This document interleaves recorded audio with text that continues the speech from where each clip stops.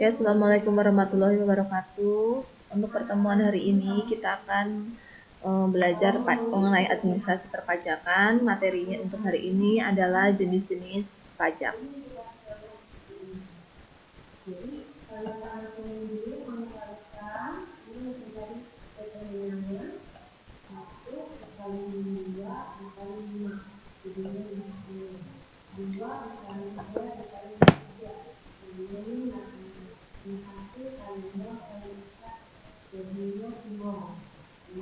Nah, untuk kompetensi dasarnya 3.1 memahami jenis-jenis pajak dan ketentuan umum dan tata cara perpajakan. Untuk KD 4.1-nya mengelompokkan jenis-jenis pajak dan tata cara perpajakan. Nah, nanti yang kita akan bahas itu mengenai definisi pajak atau pengertian pajak, kemudian ada pungutan lain selain pajak, kemudian ada fungsi pajak, ada tata cara pemungutan pajak, ada jenis-jenis pajak, kemudian ada kedudukan hukum pajak, dan yang terakhir adalah tarif pajak. Nah, di sini untuk definisi pajak atau pengertian dari pajak adalah iuran wajib pajak atau iuran wajib dari rakyat kepada negara sebagai wujud peran serta rakyat dalam pembangunan yang pengenaannya berdasarkan undang-undang. Maksudnya di sini untuk pengenaannya itu pungutannya atau tarifnya, dan tidak mendapatkan imbalan langsung serta dapat dipaksakan kepada mereka yang melanggarnya. Nah, karena pajak itu berdasarkan undang-undang, jadi sifatnya dia adalah memaksa. Dan yang berikutnya ada pungutan lain selain pajak. Nah, untuk pungutan lain selain pajak di sini ada retribusi, kemudian ada sumbangan. Untuk retribusi itu sendiri adalah iuran yang dibayarkan rakyat kepada negara yang dapat dipaksakan dengan pengembalian presentasi secara langsung. Nah, maksudnya di sini jadi kita membayar jika kita menggunakan fasilitas tersebut. Contohnya ada retribusi parkir, kemudian ada pembayaran jalan tol, kemudian ada aliran listrik. Nah, maksudnya di sini misalkan tadi kan sudah saya jelaskan kalau untuk retribusi itu kan kita membayar jika kita menggunakan fasilitas yang ada. Contohnya saja, kita menggunakan lahan parkir, makanya kita harus membayar parkir. Kemudian ada juga kita menggunakan jalan tol. Nah, jalan tol itu pasti akan dikenakan tarifnya. Nah, itulah yang dinamakan retribusi. Tetap ada undang-undangnya, tapi dia sistemnya kita menggunakan, kita membayar. Beda dengan pajak. Kalau pajak itu sifatnya memaksa. Kedua, ada sumbangan. Nah, di sini sumbangan adalah dana yang dibayarkan oleh masyarakat kepada lembaga pemerintah yang sifatnya tidak mutlak, dapat dipaksakan, dan khusus untuk presentasi pemerintah tertentu saja. Jadi, untuk sumbangan itu kita biasanya menyerahkannya itu kepada pemerintah atau kepada lembaga-lembaga yang sudah ditunjuk. Biasanya itu lembaga yang ditunjuk adalah lembaga sosial karena berhubungan dengan sumbangan-sumbangan. Contohnya misalkan sekarang kita sedang dilanda dengan adanya COVID atau COVID-19 atau Corona. Nah, di sini kita nanti akan ada lembaga sosial. Jadi misalkan kita ingin memberikan sumbangan, kita datangnya ke lembaga sosial atau misalkan ke tempat-tempat yang sudah sesuai dengan prosedur dia membentuk suatu lembaga sosial. Kemudian di sini ada fungsi pajak. Fungsi pajak itu yang pertama ada fungsi budgeter. Maksudnya di sini fungsi di sektor publik yang merupakan suatu alat atau sumber untuk memasukkan uang sebanyak-banyaknya ke dalam kas negara. Nah, maksudnya di sini kata-kata untuk uang sebanyak-banyaknya ke dalam kas negara. Nah, di sini kita akan membayar, kita ada membayar pajak kendaraan bermotor, kemudian kita juga membayar pajak bumi dan bangunan. Nah, itu adalah setoran yang digunakan oleh pemerintah sebagai sumber. Makanya pajak itu dikatakan sebagai sumber pendapatan suatu pemerintah atau negara. Untuk yang kedua, ada fungsi reguler. Maksudnya ini untuk mengatur. Fungsi adalah fungsi yang digunakan sebagai alat untuk mencapai tujuan-tujuan tertentu di luar bidang keuangan.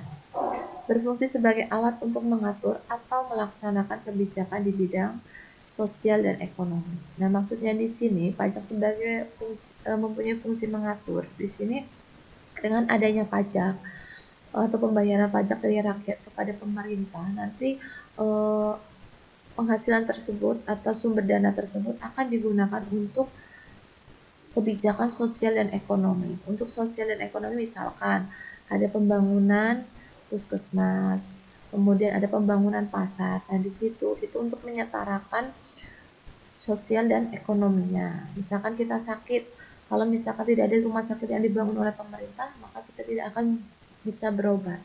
Karena misalkan kita mau ke dokter, kalau untuk ke dokter kan biayanya pasti lebih mahal. Tapi kalau kita misalkan ke rumah sakit umum, biayanya akan lebih terjangkau. Nah, itu yang dinamakan untuk mengatur kebijakan bidang sosial dan ekonomi. Jadi, dengan adanya fasilitas yang dibangun oleh pemerintah, itu akan bisa digunakan oleh semua warga negara, baik itu yang mempunyai perekonomian sedang, rendah ataupun tinggi. Kita bisa menggunakannya bersama. Kemudian ada kedudukan hukum pajak. Menurut Profesor Dr. Rahmat Soemitro, SH, di sini dikatakan hukum pajak mempunyai kedudukan di antara hukum-hukum berikut ini. Yang pertama ada hukum perdata. Nah, mungkin kalian sudah sering mendengar ada hukum perdata, hukum publik. Nah, untuk hukum perdata yaitu ketentuan yang mengatur hak-hak dan kepentingan individu dalam masyarakat. Nah, maksudnya di sini kalau perdata itu kita ada peraturan tertulisnya yang mengatur tentang ketentuan atau hak-hak atau kepentingan untuk masyarakatnya itu sendiri. Kemudian yang kedua ada hukum publik, yaitu hukum yang mengatur hubungan pemerintah dengan rakyat. Hukum publik terdiri dari ada hukum tata negara, hukum usaha, pidana, dan pajak. Nah, berarti pajak di sini termasuk dalam hukum publik. Hukum pajak menganut paham imperatif, yaitu pelaksanaannya tidak dapat ditunda, misalnya dalam hal pengajuan keberatan. Jadi untuk pajak itu sebenarnya misalkan kita keberatan, kita itu tidak bisa langsung menunda, atau misalkan nih pajaknya tertera pada tanggal 15. Nah, kita mengajukan, bisa nggak kalau diundur jadi tanggal 17? Nah, itu tidak bisa kalau pajak, karena di sini kita menggunakan paham imperatif. Jadi, walaupun kita keberatan, ya itu harus dibayar. Nah, itu yang dinamakan dengan paham imperatif. Dan di pajak itu kita juga akan mengenal suatu hukum pemaksaan. Tapi ingat, pemaksaan ini di sini sudah diatur oleh undang-undang. Jadi, pemaksaannya bukan pemaksaan yang salah, karena ada undang-undang yang mengaturnya. Kemudian ada jenis-jenis pajak. Di sini ada pajak penghasilan atau PPH. Ini yang berkaitan dengan penghasilan dari individu-individu masing-masing atau masyarakat tertentu yang sudah bekerja. Pasti mereka akan mempunyai penghasilan. Dan dalam penghasilan tersebut pasti akan dikenakan pajak penghasilan atau PPH.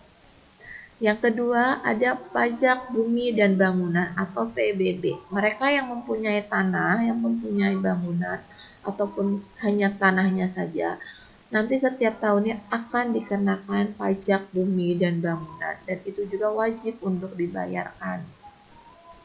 Yang ketiga ada bea materai atau BM. Nah, untuk bea materai ini digunakan jika kita menggunakan materai tersebut. Jadi misalkan kita tidak menggunakan materai, ya kita tidak dikenakan pajak bea materai. Nah, misalkan kamu menggunakan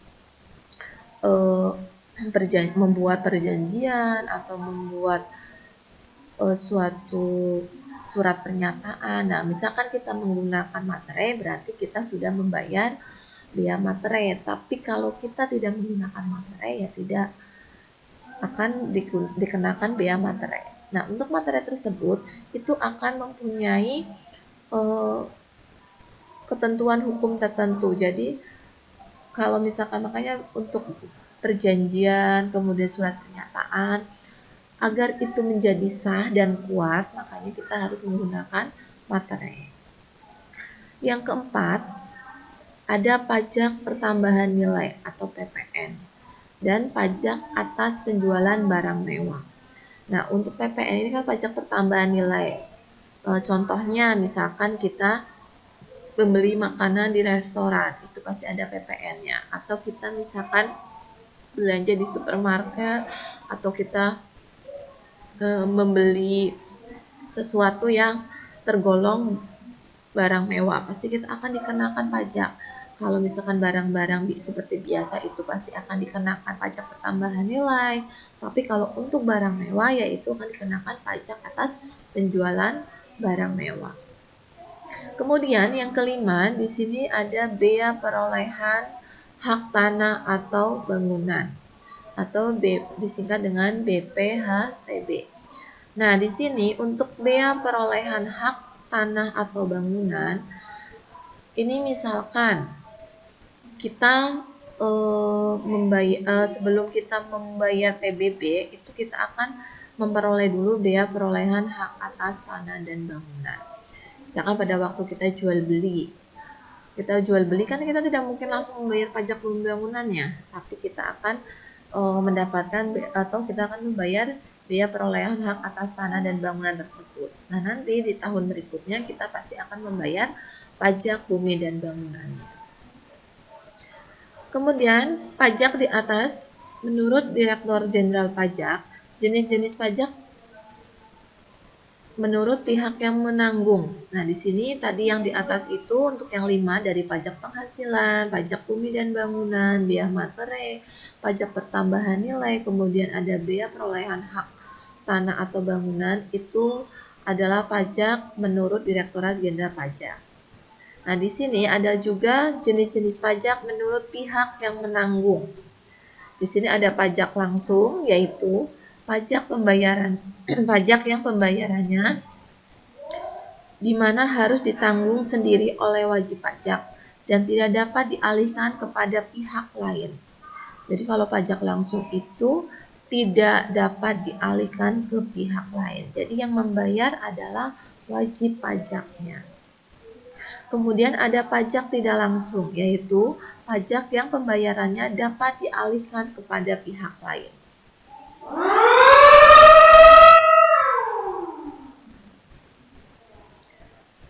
Kemudian ada tata cara pemungutan pajak. Di sini ada stelsel pajak. Untuk stelsel pajak ada 3 stelsel nyata, yaitu pengenaan pajak berdasarkan pada objek atau penghasilan yang nyata yang dilakukan pada akhir tahun setelah penghasilan sesungguhnya diketahui. Nah, jadi untuk stelsel nyata itu sesuai dengan penghasilan, berarti ini yang dikenakan adalah pajak penghasilan atau PPH. Kemudian yang kedua ada stelsel anggaran, yaitu pengenaan pajak berdasarkan pada suatu anggapan yang diatur undang-undang tanpa menunggu akhir tahun. Nah, misalkan untuk stelsel anggapan itu contohnya berarti pajak kendaraan bermotor, karena dia tidak usah menunggu akhir tahun, tapi sesuai dengan tanggal yang ada di STNK tersebut. Yang ketiga ada stelsel campuran, yaitu merupakan kombinasi antara stelsel nyata dan stelsel anggapan. Jadi misalkan contohnya ini campuran, contohnya saja misalkan pajak pertambahan nilai. Sebenarnya itu kan dikenakan untuk orang tertentu, tapi dia bisa dibayarkan oleh orang lain. Misalkan harusnya PPN itu kan diterima oleh misalkan kita belanja di restoran, itu harusnya kan yang bayar dari pihak restoran.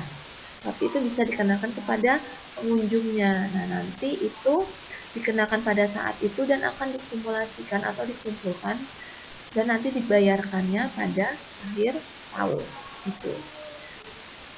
Makanya dia dikatakan sel-sel campuran. Nah, yang kedua, ada asas pemungutan pajak. Untuk asas pemungutan pajak, di sini ada asas domisili, yaitu negara berhak untuk mengenakan pajak atas seluruh penghasilan wajib pajak di wilayahnya. Nah, kalau domisili itu berarti sesuai dengan tempat tinggalnya. Jadi kalau misalkan orang tersebut bekerjanya di wilayah sesuai dengan KTP-nya, nah itu akan dikenakan pajaknya menggunakan asas domisili.